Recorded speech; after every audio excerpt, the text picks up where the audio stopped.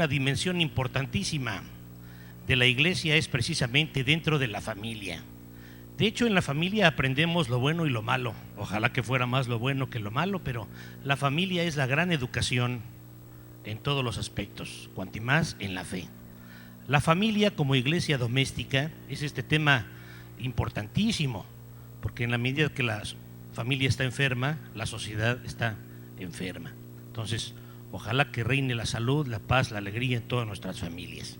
La señora Gema Torres de Valderas, ella es licenciada en Relaciones Industriales y ella va a compartir precisamente con nosotros este tema importantísimo acerca de la misión de la familia en la iglesia. Ella es conductora de programas de radio, maestra voluntaria en la Huasteca, iniciadora además de talleres de oración en 1986 a 1995, miembro de la Comisión Diocesana de Pastoral Bíblica en Guadalajara.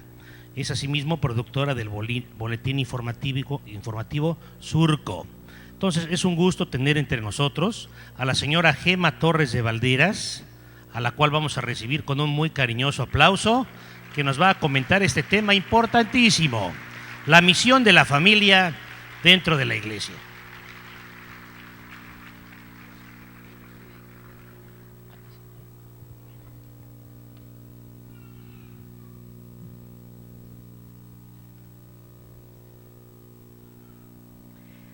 Muy buenas tardes, ¿cómo están? ¿Comieron rico? ¿Descansaron? Bien, pues me da muchísimo gusto estar aquí con ustedes esta tarde, haber recibido esta invitación a venir a este pedacito de cielo que es Cancún, a este paraíso. Yo venía con esa ilusión, con esa alegría en el corazón de visitarlos a ustedes, de conocerlos, con ganas de poder ir a sus casas, de sentarme con cada uno de ustedes para platicarlo, para conocerlos, para estar cerca, para descubrir este mensaje que en torno a este 9º encuentro mariano refresca nuestros corazones, revive nuestra voz, nuestra vida. Así es que para mí es una gran alegría encontrarme con ustedes. Me siento como en mi casa desde que llegué, desde el aeropuerto, desde las personas que nos recibieron, en donde nos hospedaron. En todos lados yo me he sentido como en mi casa. Así es que estoy feliz de poder compartir este tema tan importante para nosotros, la familia, iglesia doméstica, el papel de la familia en la iglesia. Como nos decía muy bien el padre antes de la comida, tú y yo somos iglesia. Ya vimos qué significa ser iglesia. Ahora, ¿qué quiere decir que la familia es iglesia doméstica? ¿Qué quiere decir que todas estas gracias de la familia, que todas estas gracias de la iglesia se vivan ahí en la familia? En primer lugar, yo creo que hay que recordar que la familia es obra de Dios, no es un invento humano, no es algo que se nos ocurrió a ti y a mí o a la sociedad moderna de decir vamos a inventar una manera de traer a los hijos al mundo en forma de familia. Si este mundo moderno ha inventado muchas cosas y hoy mismo se dice que la familia ya no existe, que ya está en desuso, que es como un aparato que ya está polvoriento. Sin embargo, la familia es obra de Dios. ¿Cómo lo confirmamos? Bueno, esta palabra del Señor donde dice: dejará el hombre a su padre y a su madre, se unirá a su mujer y serán los dos una sola carne. Por eso lo que Dios unió, que no lo separe el hombre. La familia es obra de Dios, es un regalo precioso que Dios ha puesto en nuestras manos. Y necesitamos valorar este regalo. Siguiente. Necesitamos descubrir que este regalo que tenemos en nuestras manos a veces no lo miramos, no lo valoramos, no lo descubrimos. La familia es la célula de toda sociedad. La familia es el lugar por excelencia donde los hijos están ahí para crecer y para madurar. Cristo quiso nacer y crecer en el seno de una familia. Quiso nacer en el seno de la primera familia, de la familia formada por José y María. Ahí nació Jesús. A Jesús le gusta estar ahí, en la familia. La familia es el lugar donde se reúnen los padres, los hijos. Es un lugar de encuentro, es un lugar de reunión. Es un lugar donde crecen y aprendemos, como decía muy bien, lo bueno y lo malo. Ahí, en esta familia, ahí vamos descubriendo la misión que Dios tiene para cada uno de nosotros. Y la familia vive los valores de la iglesia. En el Concilio Vaticano II nos dice una frase que la hemos escuchado: la familia es la eclesia doméstica. Si está por ahí, no alcanzo yo a ver desde acá, ¿verdad? ¿Por qué es la iglesia doméstica? En el seno de la familia, los padres han de ser para sus hijos los primeros anunciadores de la fe. Y esto, perdón, pero acá no veo. Con su palabra, con su ejemplo, han de fomentar la vocación personal de cada uno y en especial el cuidado y la vocación de cada uno de nosotros. Dios tiene este plan para la familia. Siguiente, dice: en la familia se ejercita el sacerdocio bautismal. El padre, la madre y los hijos, ahí se vive este sacerdocio. ¿Cómo se vive? Se vive en la recepción de los sacramentos, en la oración, en la acción de gracias, con el testimonio de una vida santa, en la obra de todos los días, en la renuncia y el amor que se traduce en obras. Esto es lo que Dios va queriendo para la familia. El hogar, entonces, siguiente, es la escuela de la vida cristiana. Aquí se aprende la paciencia, el gozo, el trabajo, el amor fraterno, el perdón generoso y sobre todo el culto a Dios por medio de la oración. Este es el plan de Dios para la familia. Pero yo creo que vale la pena detenernos y a mí me gustaría estar aquí con ustedes para compartir cuál es la verdadera realidad de la familia en el mundo actual. Dios tiene este plan maravilloso, donde la familia sea ese invernadero de amor, ese lugar donde los hijos se encuentran, crecen, amados, queridos, respetados. Pero ¿cuál es la realidad para nosotros en este mundo? Yo vengo de una familia, me tocó experimentar mi vida en una familia. Y como decía el padre Pedro, a mis papás se les notaba la presencia de Dios. Mi padre murió hace año y medio, a la edad casi de 90 años. Mi madre murió hace 14 años. Me tocó ver su vida desde que yo era pequeña, contemplarlos, contemplar esto que dice el Concilio Vaticano, contemplarlos como los primeros maestros, los primeros evangelizadores, con su ejemplo. Con su ejemplo ellos me dieron testimonio de que Dios está aquí en medio de nosotros. Dios estaba ahí en medio de nosotros. Yo veía a mi madre ir todos los días a la Eucaristía, alimentarse con la palabra, alimentarse con su cuerpo. Yo tenía 4 o 5 años, como los niños que ustedes han traído por aquí, y yo me hincaba, jugaba en sus piernas mientras ella estaba haciendo oración. Todos los días iba a misa y después de la misa se quedaba a hacer un poquito de oración siempre, todos los días. Mi padre murió hace un año y en sus casi 90 años tuvo una devoción y un amor a la Virgen que a mí se me quedó grabado con fuego en mi corazón. ¿Por qué? Porque a su edad de 90 años casi, todos los días 12 de diciembre era enamorado de la Virgen de Guadalupe, era su guadalupana, y todos los días 12, lloviera, tronara o relampagueara, él iba al santuario de la Virgen de Guadalupe en Guadalajara a rezarle su salve, a cantarle su salve, a estar ahí presente con una fidelidad que para mí fue un regalo de Dios. Y yo lo quiero compartir, no quiero que se quede ahí, porque vivir la familia vivir la fe en la familia es un gran regalo de Dios que se puede vivir. Mi madre vivía su familia plenamente en el mundo y plenamente llena del amor de Dios.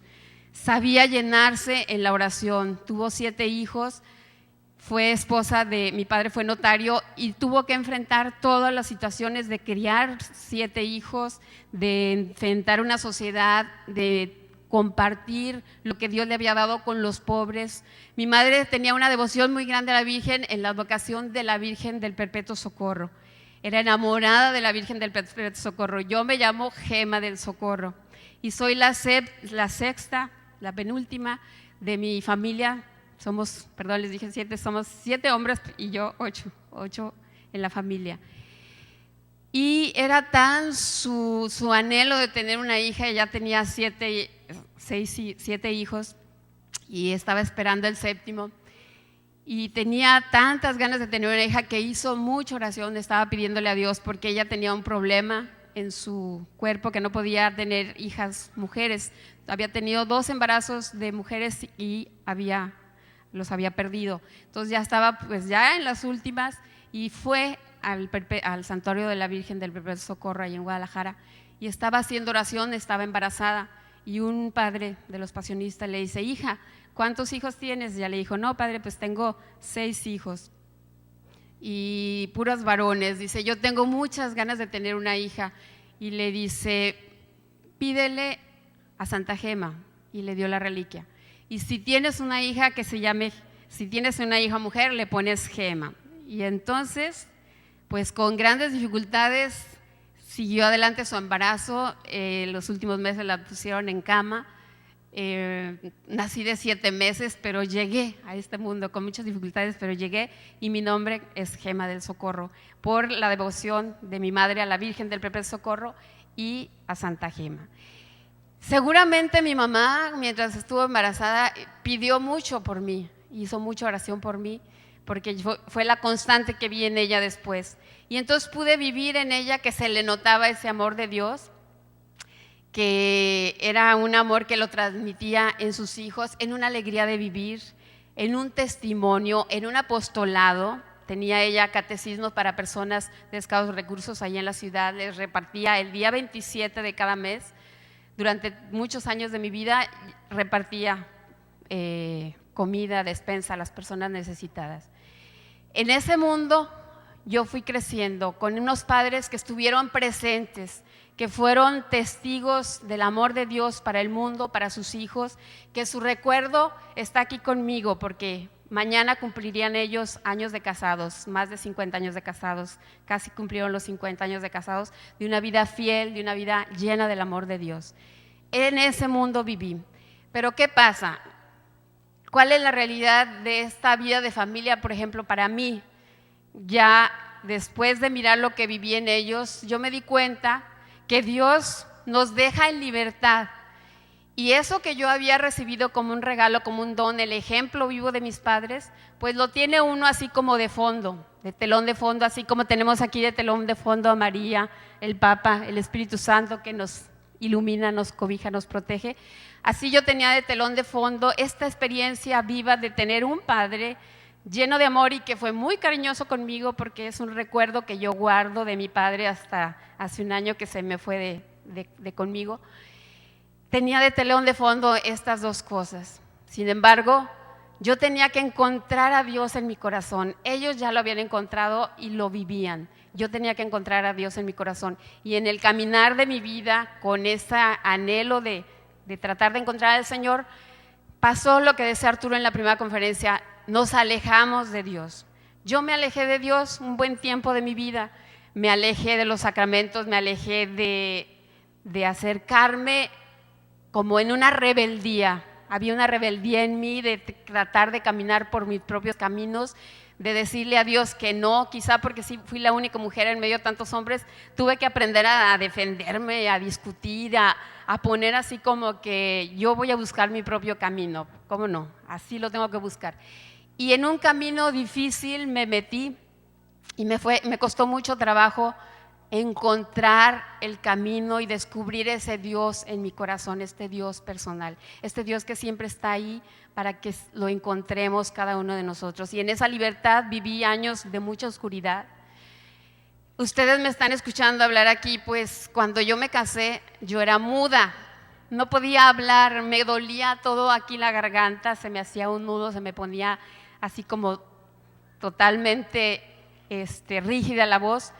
Y para mí el estar hoy aquí hablando con ustedes es una de las grandes cosas que Dios ha hecho en mi vida, el poder sanar tantos miedos, tantas barreras. Como decía el padre, me llamó la atención la imagen que decía de los cristeros, que cuando llegaron a quemar aquella hacienda, quemaron todo y quedaron esas barreras ahí levantadas. Así yo me sentía muchas veces en mi vida, en medio de barreras inaccesibles. Yo quería hablar, quería decir muchas cosas, había mucho fuego en mi corazón, sin embargo, se me cerraba la garganta, miedos, muchas dificultades, muchas enfermedades me empezaron así como que a atacar por estar lejos de Dios, por no saber cómo resolver mi vida, por no manejar mis sentimientos, sobre todo el enojo. Como fui mujer en medio de tantos hombres, pues las niñas bonitas no se enojan, entonces yo tenía que estar siempre sonriente y obediente. Y entonces de chica el enojo lo tenía guardado y lo guardé durante muchísimos años. Y después en mi vida adulta ese enojo me hacía falta. ¿Para qué? Para decir que no cuando tenía que decir que no, para poner límites a las personas que invadían cosas que me pertenecían y que yo tenía que poner límites. Me hacía falta para corregir a mis hijos, me hacía falta para equilibrar la relación de la pareja, me hacía falta para muchísimas cosas. Y en mi vida de matrimonio fue seguir un proceso de maduración, de descubrir que Dios me había mandado a este mundo con muchos talentos, pero que no es nada más pedirle a Dios que actúe sobre nosotros, sino que siempre es Dios con nosotros, el poder de Dios y mi decisión. Y si yo no tengo una decisión, estoy desperdiciando las gracias que Dios está poniendo ahí.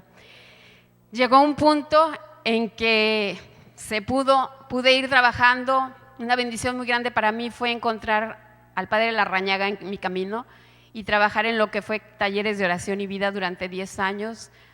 Yo tenía esa necesidad ya de ir como viendo lo que sea el Padre, un testimonio, un apostolado, dónde trabajar. Pero mientras mis hijos eran pequeños, tuvimos 3 hijos, ahora son jóvenes, ya jóvenes, pero mientras eran pequeños yo quería moverme y andar para acá, y el Padre Larrañaga me dijo: hija, tranquila, tus hijos están chicos, si quieres hacer algún apostolado, da un taller de oración, 1 a la semana, y vas poco a poco trabajando por ahí. De los primeros 10 años de mi vida ya casada, empezando a hacer apostolado, fueron ese trabajo de los talleres de oración. Después, al ir terminando la etapa de talleres de oración, nos hablaron invitándonos a participar en una estación de radio en Guadalajara, donde era el primer programa de difusión masiva de religión. No se permitía antes que hubiera programas de religión. Y nos invitaron, y yo en ese tiempo, pues, hablar en público o hablar de cosas así, les decía, estaba yo muda, cerrada, se me cerraba totalmente la garganta. Entonces, cuando los invitaron al programa de radio, yo dije, bueno, pues sí, iba a ir Arturo, entonces yo estaba afuera. Pero me dijeron, no, tú también vas a ir. Para mí fue así como decir, Señor, ¿por qué? ¿De qué se trata? Si yo no sé hablar, yo no puedo hablar, se me corta la voz, ¿de qué se trata?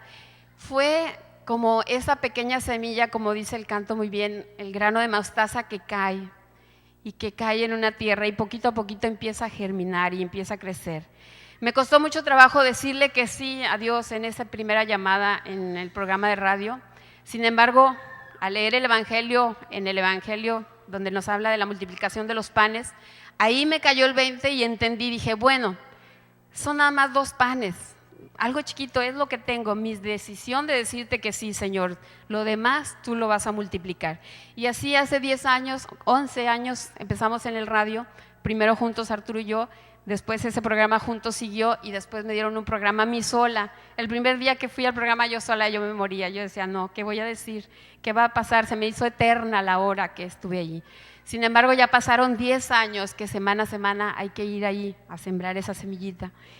Y así fue transcurriendo transcurriendo mi vida en este camino de ir creciendo como persona, de ir creciendo como familia, y soy testigo de lo que Dios hace en los corazones, de lo que Dios hace en la vida, de cómo ese camino del encuentro con Dios es un camino personal, es una búsqueda personal, y necesitamos tomar nuestra vida en nuestras propias manos, necesitamos hacernos responsables de nuestra propia vida para caminar, para avanzar y para, como decía el Padre, que se nos note que la palabra de Dios está en nosotros, que se nos note que Jesús está en nosotros y poder ser testimonio, poder dar vida, dar luz a los demás.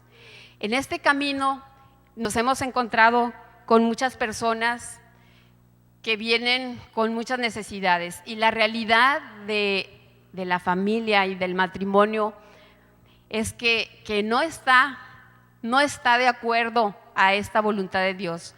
Muchas veces vienen a nosotros personas tan heridas, tan dañadas, tan lastimadas, y vemos que estamos viviendo en medio de un mundo que no vive de acuerdo a los valores del Evangelio, que no vive de acuerdo a los valores de Dios. Y estamos metidos, tú y yo como familias, metidos en este mundo que tiene muchas necesidades. Y la familia dentro de la iglesia tiene un papel muy importante. Hoy, ¿qué podríamos decir cuando la sociedad habla tanto de la familia? ¿Cómo está la familia? ¿Cómo nos damos cuenta de las familias que viven con nosotros? Basta ver quizá un día o una semana las noticias que hay de la familia a nivel local, a nivel estatal, a nivel mundial. Son cada vez más grandes, más alarmantes los niños. Por ejemplo, en Guadalajara ha habido estadísticas muy cercanas de intento de suicidio en los niños, de niños que intentan suicidarse o niños que se suicidan o jóvenes que se suicidan. Las estadísticas de los divorcios, de las separaciones decían, bueno, ¿por qué tanta separación? ¿Por qué tanto divorcio? Pues ¿por qué cómo llegamos al matrimonio? Llegamos inmaduros, con muchas heridas, con muchas carencias, con necesidades no resueltas. Queremos que los demás nos amen en lugar de llegar al matrimonio a compartir los frutos que ya van en nuestra canasta. Cuando llegamos al matrimonio con la canasta vacía, llena de heridas, llena de dificultades, llena de carencias, ¿qué es lo que les vamos a dar a los que viven con nosotros? ¿Qué es lo que le vamos a ofrecer a nuestro cónyuge? ¿Qué es lo que les vamos a ofrecer a nuestros hijos? Como dice el Padre Larrañaga, el que sufre hace sufrir y nadie da lo que no tiene. Y entonces, ¿qué damos si en la canasta solo hay herida, solo hay vacío, solo hay dificultades? Eso es lo que vamos sembrando en nuestra propia familia, y el proyecto de Dios va quedando atrás, va quedando gris, va quedando apagado. El proyecto de Dios va quedando desaparecido. ¿Y qué es lo que queda ahí por un lado? Queda una familia, una caricatura de una familia, de lo que quiso Dios, queda una caricatura, queda algo que no puede ser, no es en realidad esa luz, ese testimonio, esa luz para los demás. La familia está ahí esperando, está como, me gusta mucho la parábola del buen samaritano. Esta parábola que nos habla de un hombre que bajaba de Jerusalén a Jericó, un hombre que en este camino peligroso fue asaltado por unos ladrones. Y vamos a poner, en lugar de este hombre, vamos a poner a la familia que está caminando por los caminos de la vida, que está caminando con grandes dificultades en este momento. Yo te invito para que visualices esta parábola y pienses en tu familia como la estés viviendo en este momento. Pienses que los tiempos modernos no son ni mejores ni peores que todos los tiempos, porque el corazón del hombre aquí en Europa, en China, el corazón del hombre es el mismo. Tiene la misma hambre, tiene la misma sed. Esa hambre de Dios, esa sed de Dios que no se va a poder saciar con nada. hoy la familia moderna, hoy nuestras familias están caminando por los caminos de la vida con grandes dificultades. Y son como ese hombre que va por el camino de Jerusalén a Jericó y es asaltado. Y este hombre lo asaltaron, lo golpearon, lo tiraron, lo robaron y lo dejaron medio muerto ahí en el camino. Así está la familia en algunos ámbitos el día de hoy. La robaron, la asaltaron, la golpearon, la humillaron y está al borde del camino, está tirada ahí al borde del camino. Y lo más curioso es que muchos no la ven. Está al borde del camino y a veces nosotros mismos viviendo en nuestra familia no nos damos cuenta que no estamos siendo esa luz, que hay oscuridad, que hay silencios, que hay egoísmo, que hay crítica, que hay falta de perdón, que hay rencor, que hay abandono de los niños, que hay maltrato, que ahora les dejamos que los niños y los adolescentes tengan otros maestros, que no sea lo que dice el Concilio Vaticano, que los padres sean los primeros maestros. ¿Saben quiénes enseñan a nuestros hijos ahora? Pues hay una maestra que tenemos en casa, ahí la invitamos y le dejamos el lugar principal y le dejamos todos los privilegios porque se puede hablar con ella, estar con ella las 24 horas del día si queremos. Y esa maestra ha entrado a lo más íntimo del corazón de la familia, robándole lo más sagrado, la capacidad de comunicarse, la capacidad de estar juntos. Esa maestra enseña todos los días a nuestros hijos, desde los más pequeños. Hay estadísticas de niños de preescolar que duran hasta 40 horas a la semana viendo televisión solos, sin quien los acompañe, sin quien esté ahí con ellos, sin quien les ayude a discernir si está bien lo que están recibiendo, si es correcto, si no es correcto, recibiendo toda la información que a los patrocinadores, que a los promotores de programas y de todo lo que se les ocurre pasan ahí. Porque los maestros, los primeros maestros, papá y mamá, pues andan muy ocupados. Quizá tienen mucho trabajo, tienen que estar fuera de casa, o a lo mejor han desequilibrado también su vida y toda la semana andan en algún apostolado. Hay que equilibrar nuestra participación. Yo doy gracias de verdad al Padre Larrañaga porque me dijo, hija, sus hijos pequeños te necesitan. Cuando crezcan podrás andar por muchos lados y estoy viviéndolo y lo he vivido. Esta es la familia ahí en el interior, herida, lastimada, dejada y abandonada por los maestros que se nos meten a la casa con los juegos de video, con literatura, con la televisión, con el medio ambiente que lo rodea, con la diversión, con la dispersión. Todo esto son situaciones, atmósfera que envuelve a la familia. Y la familia está ahí entonces tirada en el camino, agonizante, sobreviviendo, ahora sí que boqueando, esperando. Se acerca, dice la parábola del Evangelio que pasó por ahí, un levita, un experto. ¿Quién se podría acercar ahora a la familia? Bueno, pues ¿quiénes son los expertos en cuestiones sociales? Pues podría pasar un estudioso de la sociología, pasa, contempla a la familia, la ve ahí media moribunda y la estudia, la ve que se está muriendo y en qué se preocupa el sociólogo, en estudiarla. La estudia, la analiza y dice, sí, efectivamente, la familia está muriendo. Es más, ya se murió y sigue de largo. Viene otro estudioso del comportamiento humano, se acerca y dice, ay, qué bueno que se murió la familia. Es tan opresiva, como que tienen que estar los hijos sometidos a los padres y el esposo con la esposa. No, qué bueno que ya se murió. Y pasa de largo. Pasan las autoridades, contemplan a la familia ahí tirada, agonizante, robada, ultrajada, cualquier autoridad representada. ¿Y qué hacen con la familia? La regañan. Ve nomás, ¿por qué no aguantaste? ¿Por qué no te defendiste? ¿Por qué no te protegiste? ¿Por qué no te pusiste de acuerdo con tus adversarios? Y pasan de largo. Y finalmente, en este camino de la vida, pasa Jesús. Pasa Jesús y se detiene junto a la familia que está ahí herida a un lado del camino. Se detiene, la contempla ese plan maravilloso que Dios tenía para la familia, cómo quedó ahí hecho pedazos, quedó hecho añicos.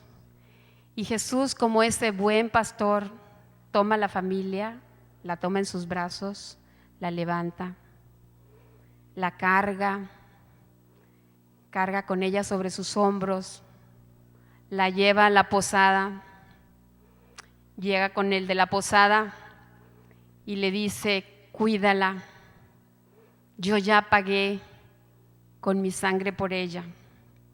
Jesús toma con cariño a la familia y la lleva a la iglesia y le dice: cuídala, aliméntala con mi palabra, aliméntala con mi cuerpo.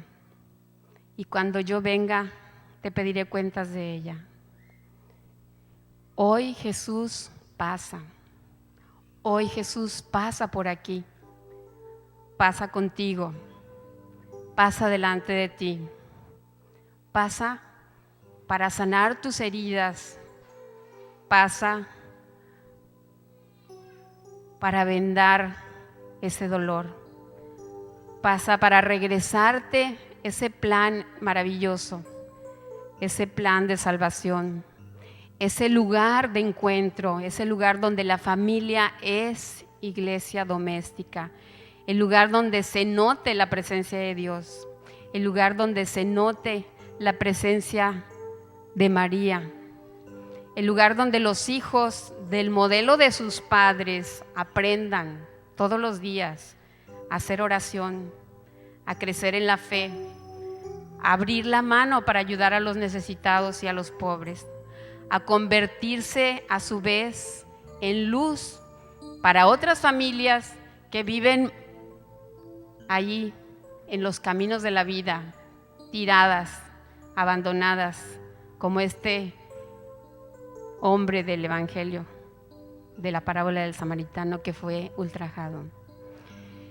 Yo te invito para que cierres un momento tus ojos y pienses en tu propia familia y le digas al Señor: Señor, yo quiero tener un hogar como el tuyo, un hogar feliz. Tú viviste en una familia feliz. Haz de esta casa una morada de tu presencia, un hogar cálido y dichoso.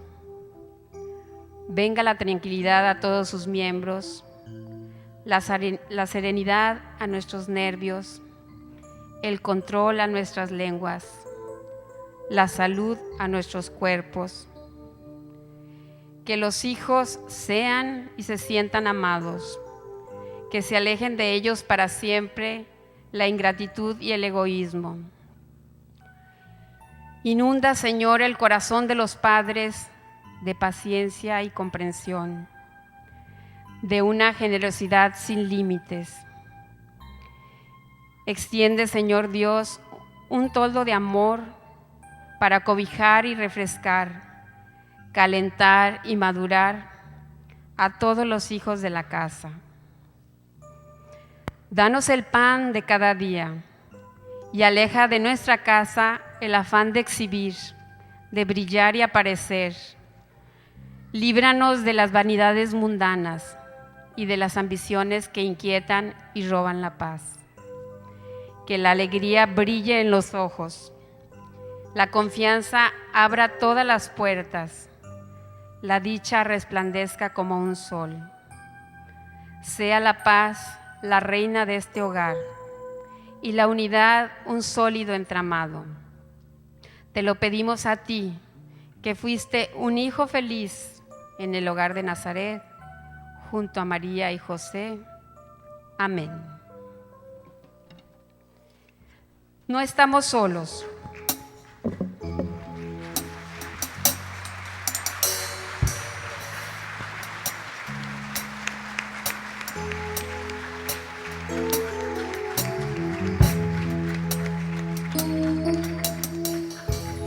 No estamos solos. Jesús en la cruz nos entrega a María. Si tú te sientes solo, nadie se sienta sin familia en este mundo. La iglesia es casa y familia de todos, especialmente para cuantos están fatigados y agobiados. No estamos solos. Jesús en la cruz nos dice: hijo, aquí está tu madre. Madre, aquí está tu hijo. Hoy, como el apóstol Juan, llévate a María a tu casa. Llévatela, invítala y que se quede ahí contigo. Porque allá afuera hay muchas familias, son legión, las familias que están tiradas en el camino y que necesitan el testimonio de familias que tienen encendida una luz todos los días. Necesitan ir, caminar por esos caminos con esa luz encendida para que ellos también puedan encontrar el camino. Muchas gracias.